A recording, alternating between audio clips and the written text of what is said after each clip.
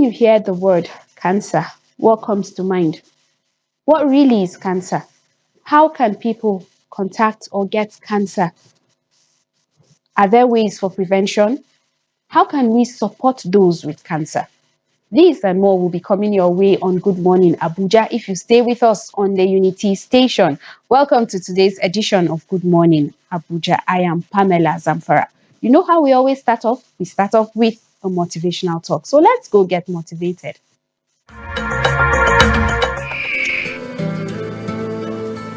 Don't be a parrot in life. A parrot talks way too much, but can't fly high. But an eagle is silent and has the willpower to touch the sky.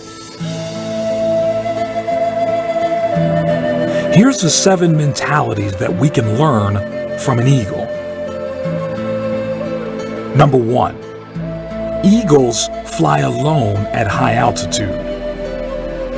Eagles don't fly with sparrows, ravens, and other small birds, meaning stay away from narrow-minded people, those that bring you down. Eagles fly with eagles. There's a saying that goes like this: people you hang around will eventually determine the person you become. Keep good company. Number 2, eagles have vision. They have the ability to focus on something as far as 5 kilometers away. No matter what the obstacles, the eagle will not move his focus from the prey until he grabs it. Meaning, have a vision and remain focused in your life. No matter what the obstacles and challenges you may face, don't give up and you will succeed. Motivational talk there gone by. I hope you've been motivated enough for the day. As we know, exercise is good for the soul, the body, the mind. It just keeps us moving, right? All right, let's go get some exercises done.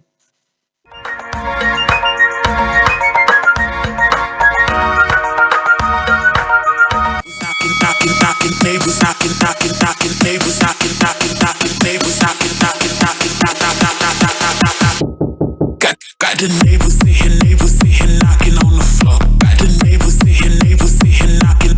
Got the neighbors sitting knocking on the floor. Got the neighbors sitting knocking. Got the neighbors sitting knocking on the floor. Got the neighbors sitting knocking. Got the neighbors sitting knocking on the floor. Got the neighbors sitting knocking on the floor. Got neighbors knocking.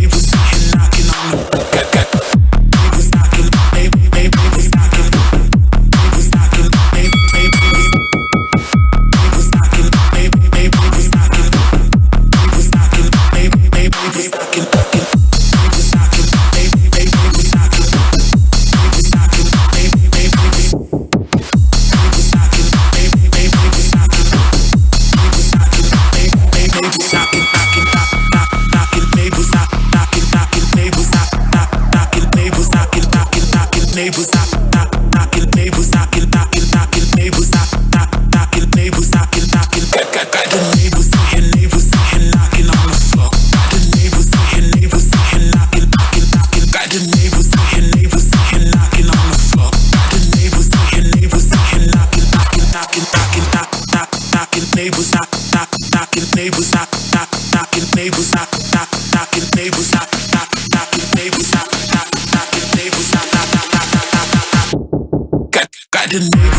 Neighbors sitting knocking. Got the knocking.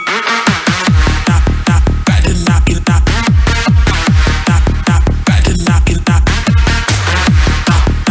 the knocking. Got the neighbors knocking.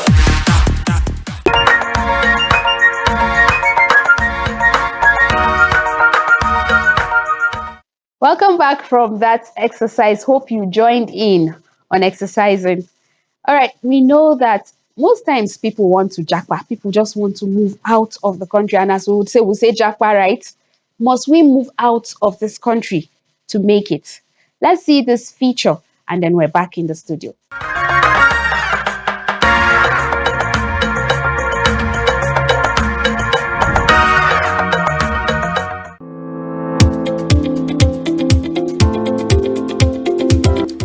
Well, I feel that it's a myth because What determines if you succeed in a place is your mindset, your attitude.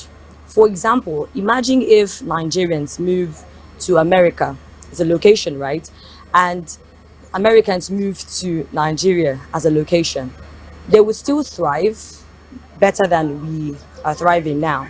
And if we still do not adjust our way of thinking, our mindset, that location we have moved to, even if we met it good, would actually deteriorate because we don't have a good mindset. So if I'm lazy, if I don't know where I'm going to in life and I move to America or move to a place that's thriving, I may not still succeed, or I will not even succeed because I do not have a good mindset, right? I have not worked on myself. I am still lazy. So I cannot produce results there. So I feel like it's a myth to say that if you move to a particular location, so you can even be in a village and still thrive because you are someone who has an entrepreneurship mindset. You see problems and you're able to prefer solutions to them, and then you can thrive in that kind of environment. So the environment does not really determine if you prosper in a place or not. I think it's a myth for me. It's not.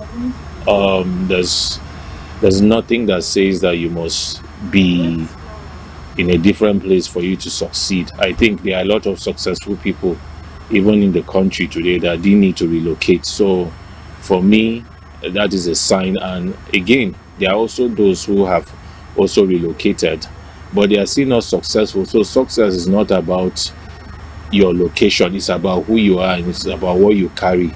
So it's not necessary that you must relocate for you to be successful. So I think those who at the same time, those who relocate, those who carry on the mindset that you must leave you must relocate, change your location before you can be successful, I think I disagree, because you can be successful wherever you are. It's about making the best out of the God-given talents. I think it's a myth. It just depends on your like it depends on what you're doing currently. There are people that have not relocated from Nigeria or even where they were born in, and they are very, very successful. We have people like Otedola, we have Dangote. They are very successful Nigerians here. So I just believe it's a myth. It's not a fact. Though if you relocate other countries because of their system is working, you have better opportunities. But I just believe that it's just a myth. Anywhere you can be successful there. For me, I think it's not compulsory to relocate to be successful in life. Actually, success is not all about live. Even where you are, you can be successful from there. Not compulsory to travel out of the country or leave your hometown to be successful. You can start from where you are successful. Most people outside, even people outside there, they're just doing their japa. Maybe all of them are successful.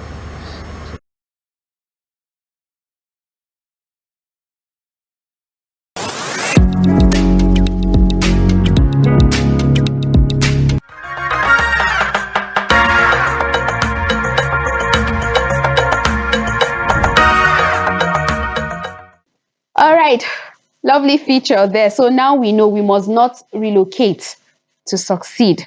We have everything we need in this country to succeed. So let's put our hands together, work hard as a nation, and of course, be faithful and honest citizens. We will succeed even while in our motherland. This is a place God has given us. So let's stay here and build Nigeria. All right, we'll go on a short break. When we come back, our conversation for the day begins. Go nowhere.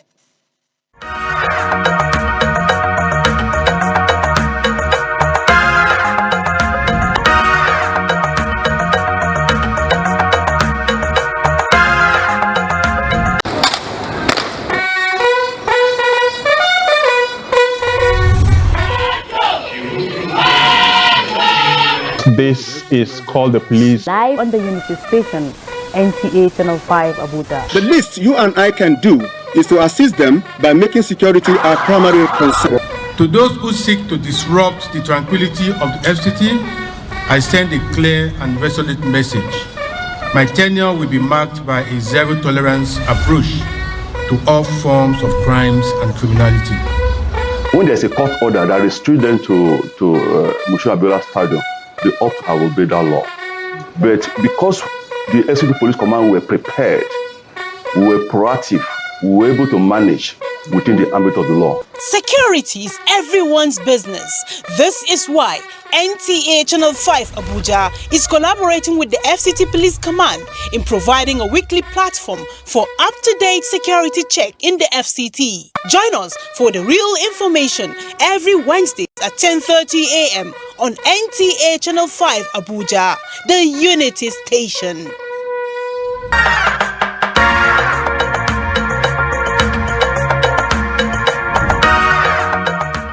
Welcome back from that break. It's your favorite breakfast show, Good Morning Abuja. And now my guest for the day is seated right here in the studio. Help me make welcome Mariam Oluwaseun Salami at One Day. My guest is a cancer survivor, and we will be discussing surviving cancer together with my guest. Welcome to the studio, Mariam. Thank you very much. I'm glad to be here. Yes, I'm glad that you are also here. And, somehow, if you are not affected by cancer, you must know someone. If you've not been diagnosed of cancer, you must know someone, or someone that knows you know someone, And then the effect, the ripple effect is just so much on people. So when we see a survivor, we know that you are a warrior. You've gone through a lot, and you're a strong person. Well done for that, I would say. And, when we hear the word cancer, for some people, it's just a word. Oh, it's not that disease. We just know that it's a disease. We don't know how it happens or anything about it.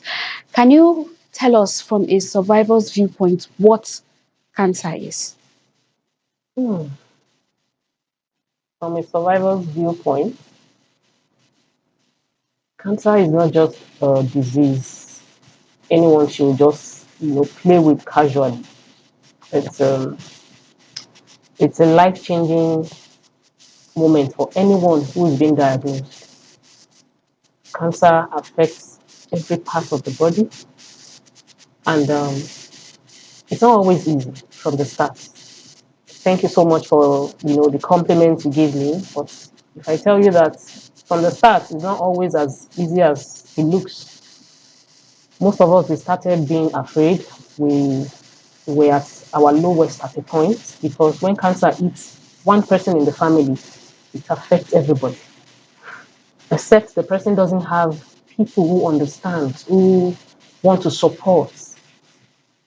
That is the only time they feel it, that like, oh, they can't go on. But when you have people who stand with you, who hold you by the hand, I think it makes the journey a little bit easier. It's not that easy, but it makes it easier, because when you have that support system, mentally, it helps you to overcome the fear, the uncertainty, the trauma, the depression we go through every blessed day. So cancer does not just affect the body, it affects the soul. It affects your personality. It affects you spiritually, financially, emotionally. It affects everything that actually makes us human beings. Because it takes away, it will strip you of everything you have. You can imagine people trying to just survive on the little they have, and all of a sudden they are being hit with a deadly disease. It is actually deadly, I won't lie about that. But when we say cancer, we want people to know the truth, that when they find it on time, it gives them, a high chance of surviving. There are people that I know that they caught that at stage 0, and they didn't even have chemo. They just did the necessary other things, and they are fine. I have 30-year survivors. Dr. Betty Ayanwa Kiridolu, she's going to be 30-year survivor. We have 25, 10. So you can imagine what they have to do each day to keep surviving. And survivorship is not a destination, it's a journey. Like an entire new journey that you have to find a way to keep walking and walking. You have to keep, a lot of things will keep unfolding, because every day of your life, every week, every month, you are back and forth with hospital.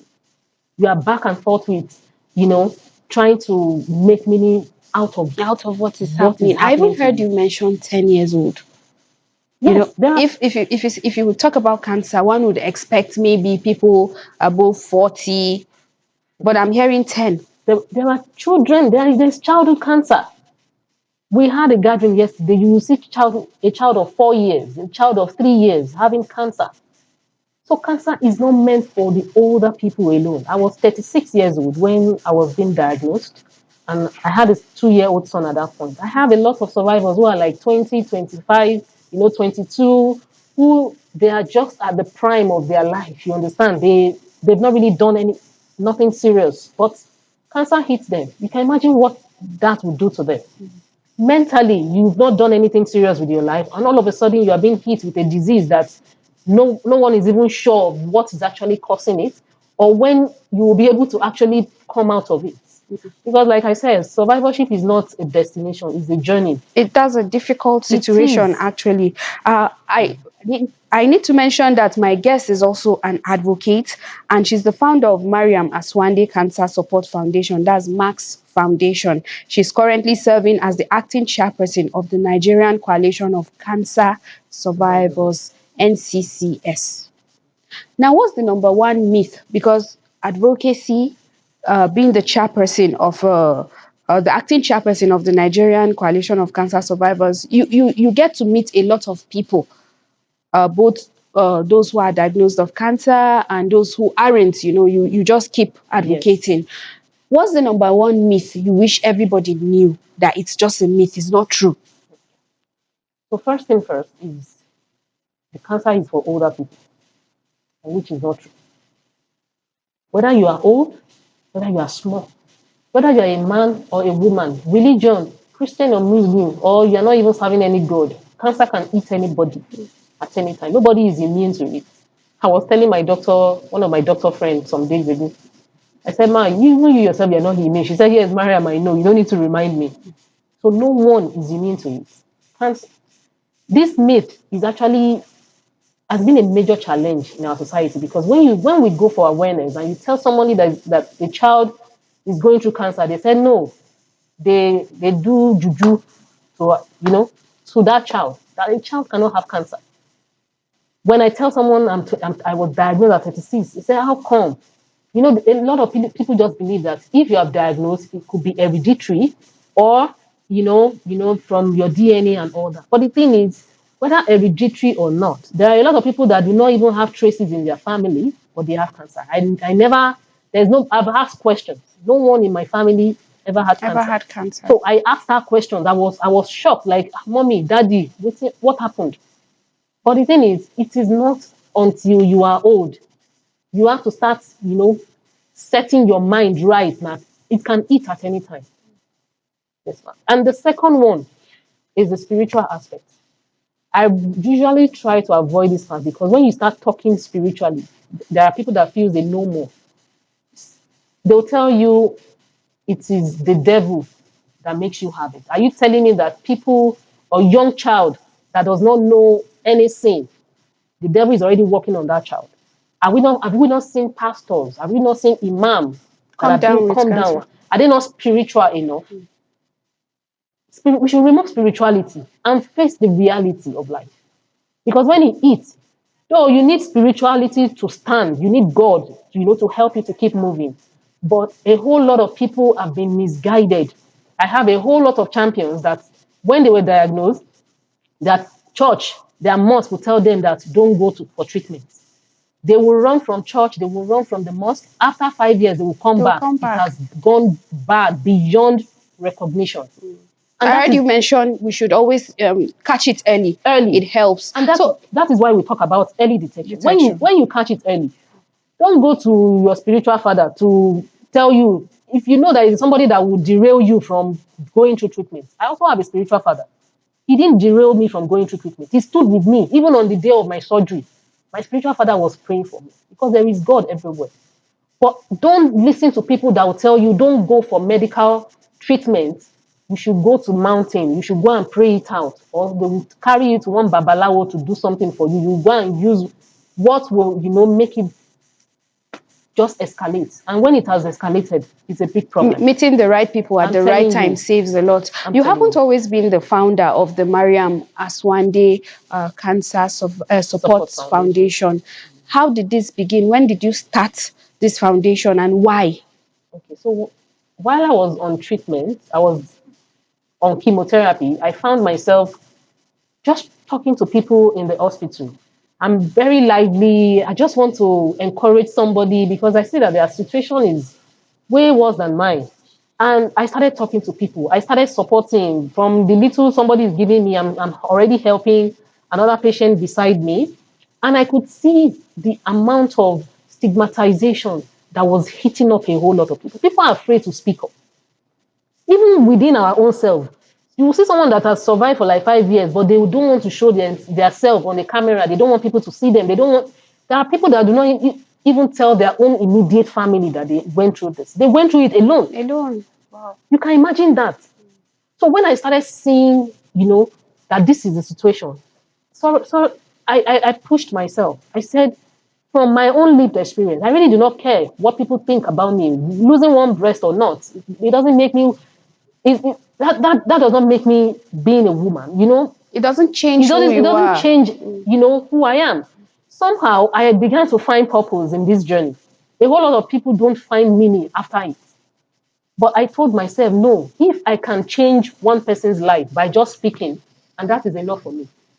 If it is only one person that will be able to save themselves after this, then I'm okay with it. So what happens to our generations ahead of us? How do we save them?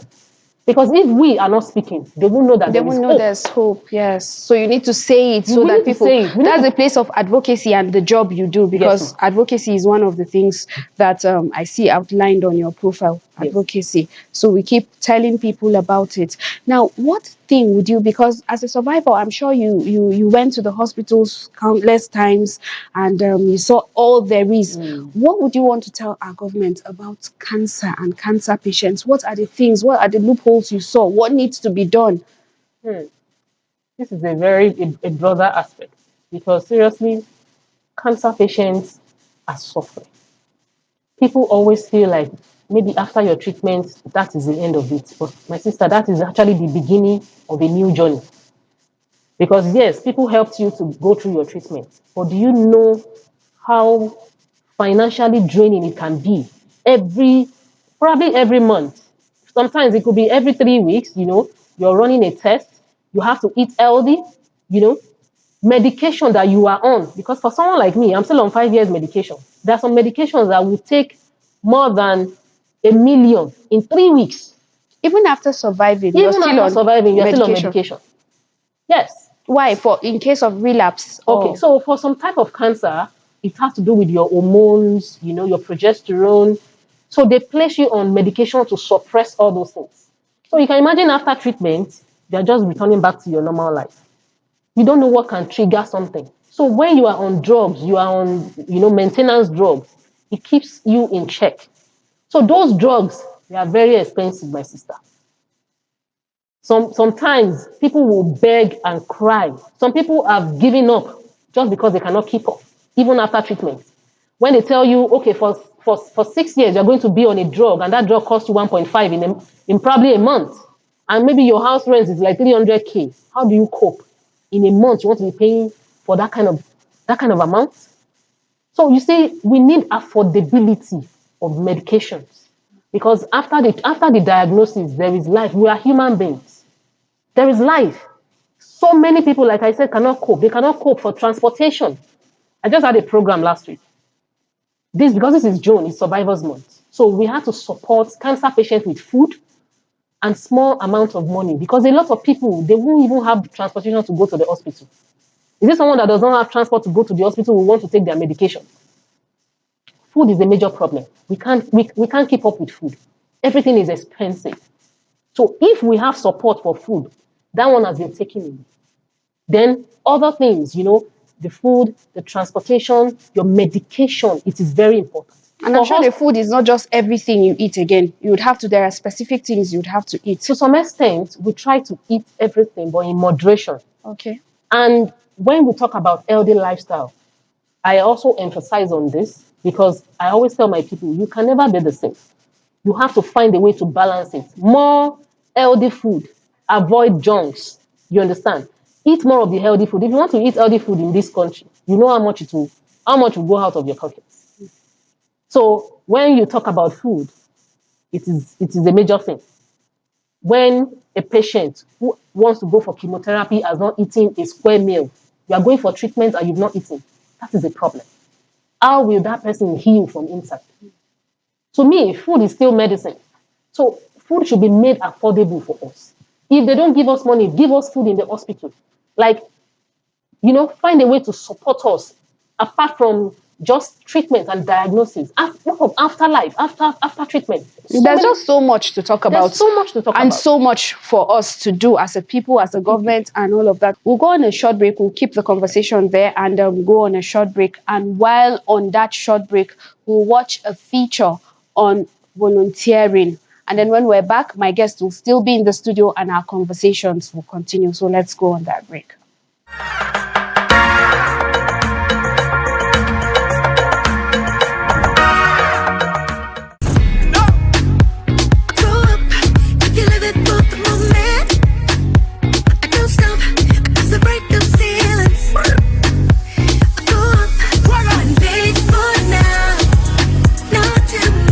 Volunteering is a voluntary act of an individual or group freely giving time and labor for community service.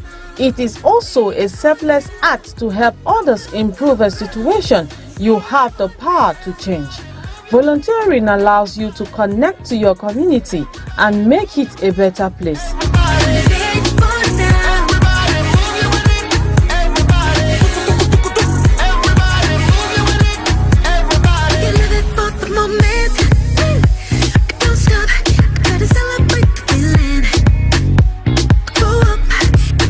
Dedicating your time to volunteering helps you make new friends, expand your network, and boost your social skills.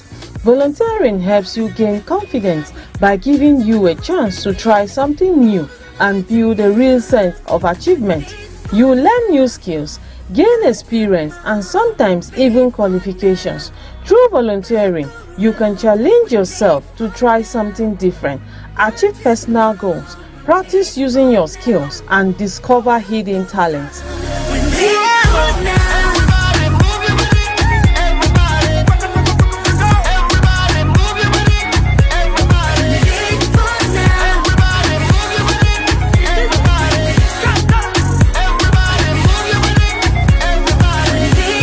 Volunteering can be therapeutic by making you look outside yourself and your problems, allowing you to see the world and other people from a whole different perspective, which in turn can make you grateful for what you already have and see your own personal value. Volunteering is a great way to find new perspective to life. When you have been on it for a while, you just might find yourself reevaluating your priorities or even deciding on a completely new path to take in life.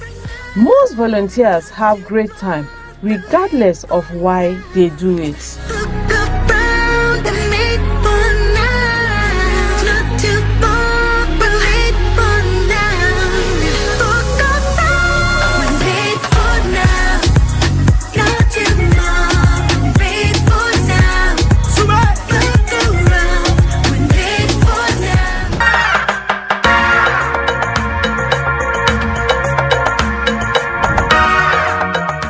Welcome back from that break. It's still Good Morning Abuja, showing on NTA Channel 5, Abuja, the Unity Station. We just watched a feature on volunteering. Now, the work you do has a lot to do with volunteering, advocacy, and, public enlightenment. Do we, as a people, do Nigerians volunteer that much? And how can volunteering help in the fight against cancer? Okay, yeah. I started volunteering with an humanitarian organization while I was on chemotherapy. So anytime they have humanitarian work, they call me. I speak to, women about cancer. And somehow that was how I was able to maneuver myself and, got my NGO registered and I became Right now, I'm still a volunteer with some other NGO, like, Nepisane. That's a network of people impacted with cancer in Nigeria. Most of us survivors, we are volunteers because we don't pay volunteers, they work voluntarily. So it is actually very important because most times we don't even have enough strength. But when we have other people around us that support us, that encourages us, it pushes us to want to do more. And yes, Nigerians, they actually do offer themselves, they volunteer, you understand. Sometimes it might not even be physically, it might be financially. You're supporting this cause, you understand. You might also have somebody somewhere who who wants to be part of it. You be able to connect that person to the NGO, and it actually helps. So yeah, volunteering work is doing a whole lot, and people need to know that we actually need more help, more hands. I also volunteer with Okapi Children Cancer Foundation, where the attention is towards childhood cancer. Okay. So you can imagine me, a cancer survivor. I still have to volunteer with other NGOs because it is not just about the adults. Even our children also need us. A lot can be done, and a lot more hands are needed. So in when we all volunteering. come together, it amplifies the message, and the message is message of hope that people can actually survive. People can live a life even after their diagnosis and all that. Now here comes the big question. Surviving cancer. We all know it's not easy. We all know that you must have fought battles and cried a lot where people didn't know you were. You must have hurt a lot inside. Yes. Someone might be, recently diagnosed and the person does not even know the first thing to do. And the first question I'm sure that person wants to is, how did you do it? How did you survive this disease? I'm still surviving. Okay. That is the word. I'm a survivor, but I'm still surviving each day. See, it doesn't come easy. It doesn't come easy like that. Every day comes with its own challenges. And one thing we have to tell ourselves is, I try to work with my mindset from the start. I remember when I got diagnosed, I was surrounded with a whole lot of people who are mentally, they're not okay because they've seen the extent of what this cancer can do to them. And what they are thinking about is the future already that is not here. They're already thinking about the reoccurrence. What will happen when the cancer comes back? Or even this particular one that I have right now, will it ever go away? So surviving is work. Surviving is not a destination. It is a journey that you have to work it out yourself. You have to work it out each day, telling yourself, on the hardest day, I still want to stand. There are days you wake up crying. There were days that even me as an advocate, as a navigator, when everybody has poured their tears on me, because I give my shoulder to someone to cry on, and there are days I don't want to talk to anyone myself. There are days I'll call my husband and I'll tell him, I don't understand it. I want to cry, but I have people who are looking up to me. But when you carry that burden on yourself, it makes you feel like, oh, you are powerful, you are strong. But to be sincere, we can be strong and we can still be very vulnerable. Do you understand? I understand. So every person you see standing today who calls themselves a survivor, who is navigating a newly diagnosed patient, check very well in their closets. They are crying. There are days they cry. There are days they are on their lowest. It is not all smiling. There are times my son will be the one to calm me down. You're 2-year-old. Yes, now he's 6 years old. And he knows what cancer is. He's everywhere in my house is cancer. Mommy, you are always talking about cancer. Because I want him to get, understanding about it. So now he knows. Yeah, he knows. How can parents or communities, what do you wish communities would do for cancer patients? What kind of advocacy, what kind of enlightenment do you wish that people out there knew? And what kind of love do you wish that we give people who have survived cancer, who are going through it, who are newly diagnosed? Okay, so when we talk about community, I think the first challenge we must have is stigmatization. If we can remove that stigmatization, I think we will be able to do better. We'll be able to survive more. Because people cannot come out. People are shy. People are afraid. The moment you tell someone I have cancer, they'll first check you out. really, the only thing in their mind is this person is going to He's die. going to die.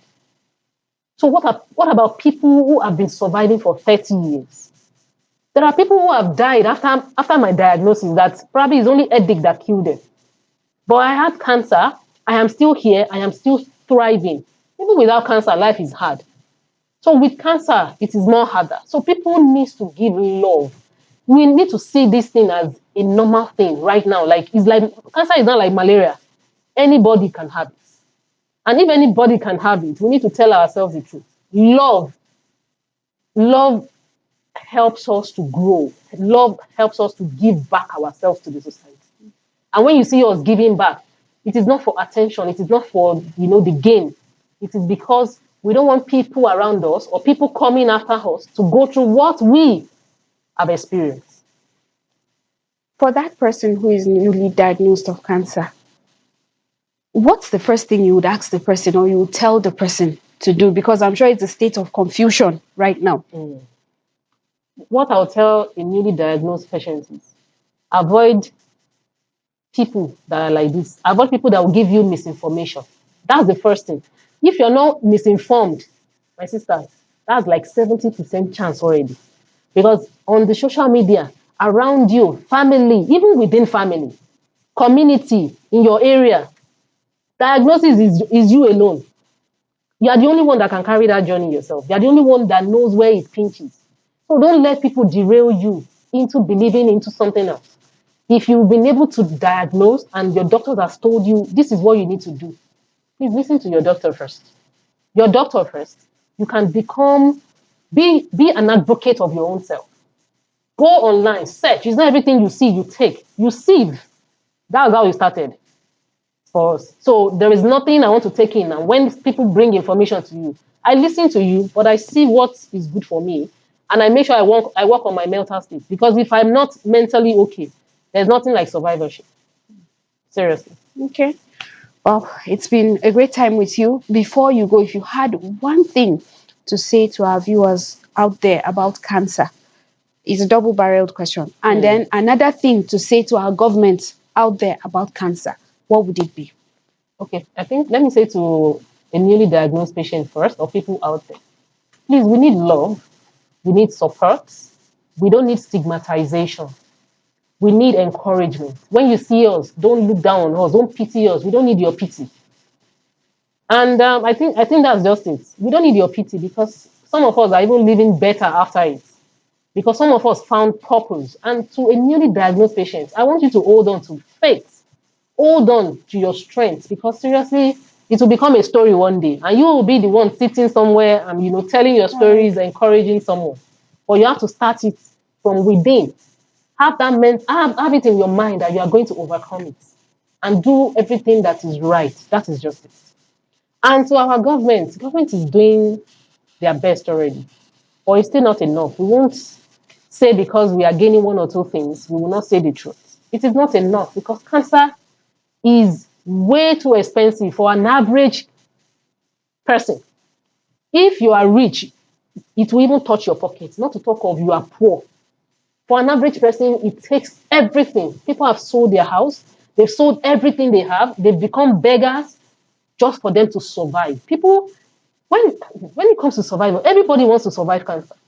But the truth is, it's not everybody that will survive it because a whole lot boils down to money.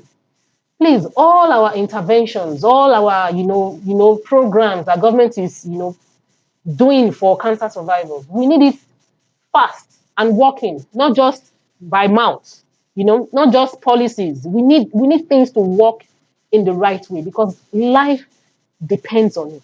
We've lost people because they could not meet up with treatment, with chemo. Ordinary test is a problem for some people. So we need a whole lot of interventions that will help us to live beyond our diagnosis. So I was going to let you go, but like Oliver Twist, I'll ask one more question before. No problem. At what point should awareness start about cancer? Because it's a canker worm that's eating deep into the fabric of the society. When you keep talking about it, I keep imagining a lot of other things, the ripple effects of what cancer is doing to our society? At what point should people start knowing? You've mentioned that even children now have cancer. Awareness should not start while we are in the hospital. Awareness should not start just in the seminar room. Awareness should start when there is no even traces of cancer yet. There's something I say, awareness is the first step to prevention. Awareness is the first step to prevention.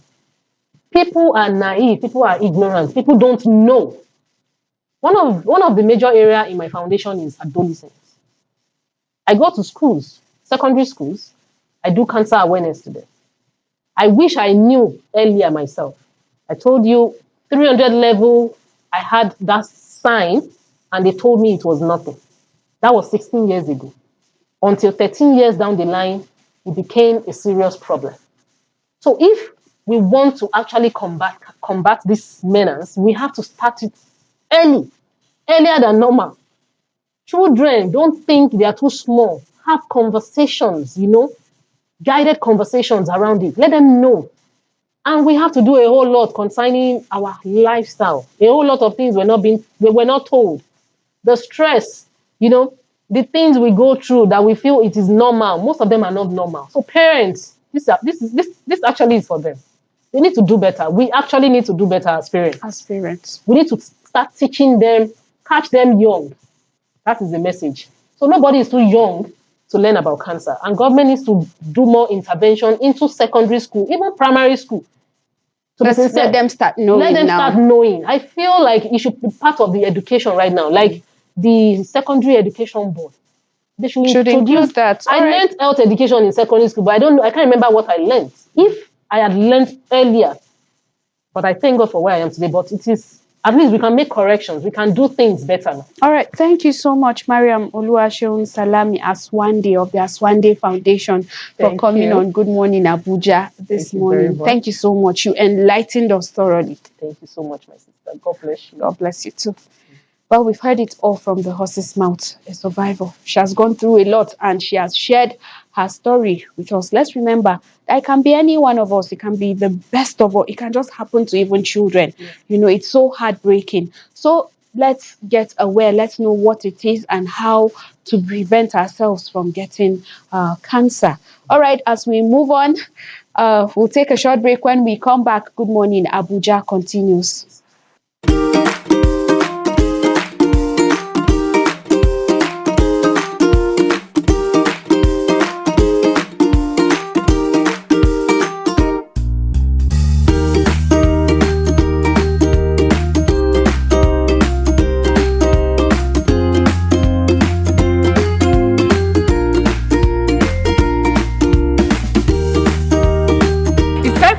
Say a goodbye to the program. As usual, I remain your host the most, Omaride with Terence, and I'll always be here with my bestie. Je m'appelle Oguntayo Olaniposi Justina. Speaking French now, from Jordan to Sweden.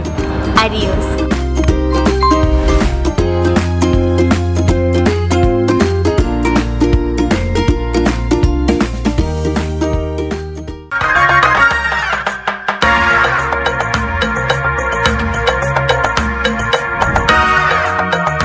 Welcome back from that break. We had a conversation with our survivor who told us everything we needed to know about cancer. Now, moving on, we know that the Nigerian spirit is resilience, is hard work, it's never dying spirit. And we have a lot of great features as a people. And one that stands out, of course, is the Niger spirit. What is the Niger spirit? Let's watch this feature and then we'll find out what that is.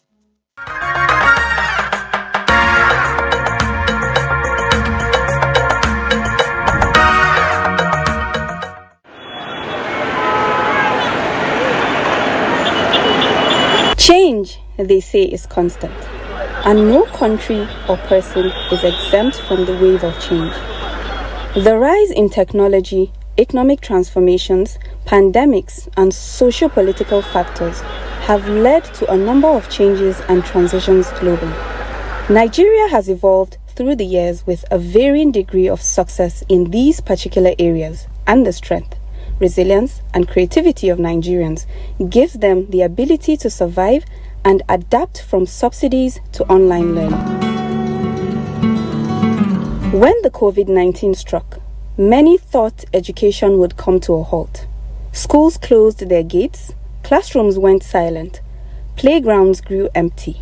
Children were forced to stay home, and as the world looked to technology for a solution, so did Nigeria. When COVID happened, into the country, especially in Nigeria, Africa, most people have to adapt to the system.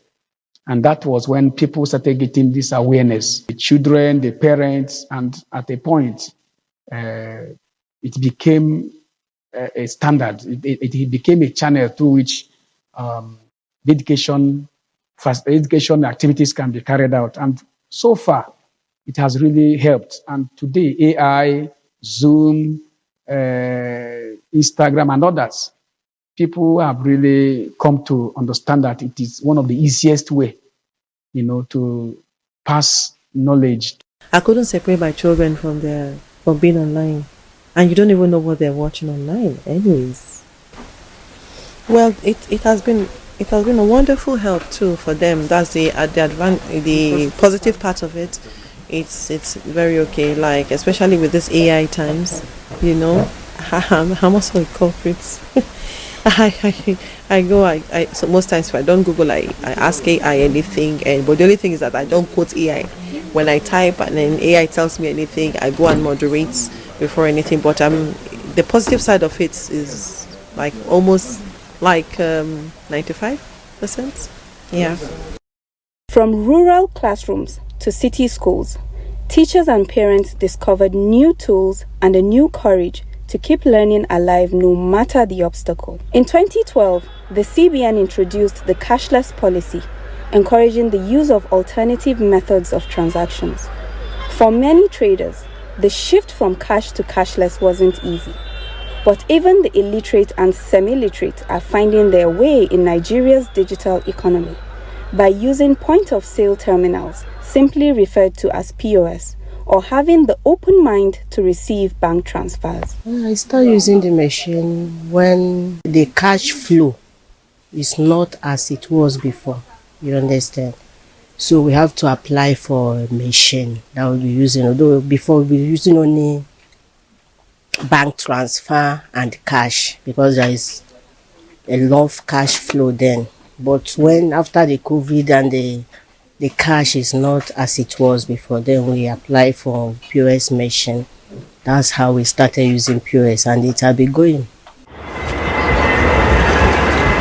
Across Nigerian farmlands, from the savanna of the north to the wetlands of the south, the Bureau of Statistics estimates that there are about 38 million smallholder farmers in Nigeria. With a growing population, climate change, land tussles, farmers face a new kind of uncertainty.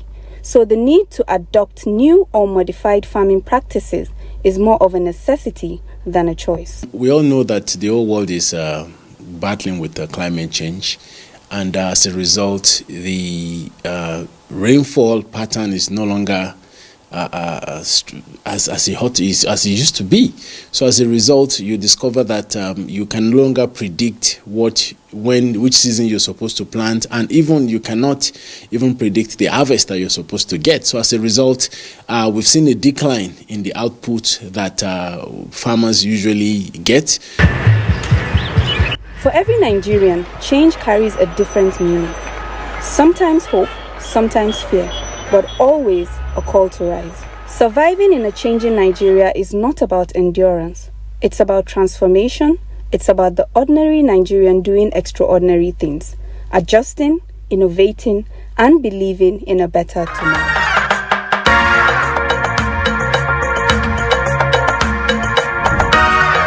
Welcome back from that feature, the spirit of resilience. Yes, that is the Niger spirit. Anywhere we go, whatever happens, we survive. As they say, Niger no they carry last. So, as a Nigerian, we will never carry last. We are resilient people, of course. Now, moving away from all these conversations and features, let's take a little musical break to just relax, and then we're back in the studio.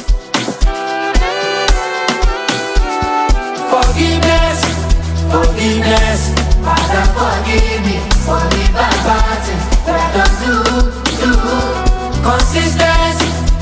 Consistency, I promise to remain consistent in my positive action.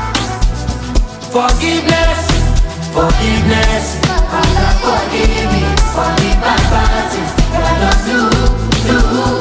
Consistency, consistency, I promise to remain consistent in my positive action.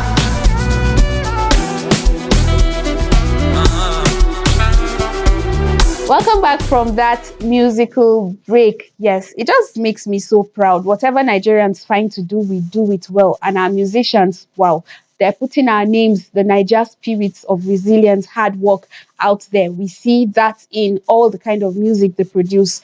Top notch, I tell you. All right, now it's time to make money. Money making Mondays. When you make money, you save money. So, money saving tips up next.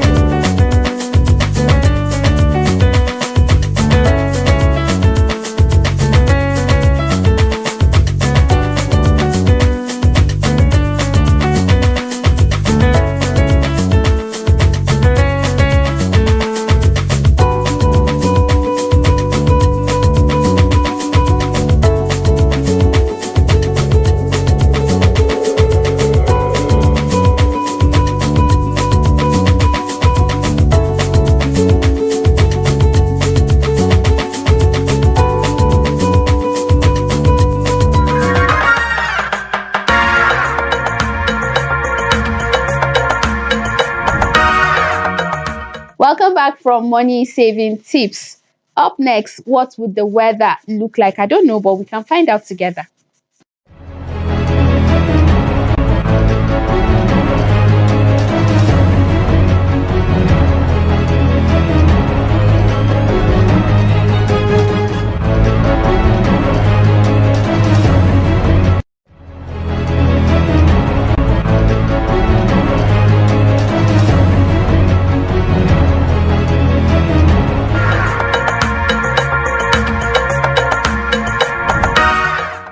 And with that weather report, we come to the end of today's edition of Good Morning Abuja. I hope that we came your way with lots of information and we entertained you as well. I'd like to say thank you to you, our esteemed viewer, for staying from the beginning of this program to the very end, and also to our guest for coming on the program. Until we come your way again, I remain Pamela Zamfara. Do have a lovely day.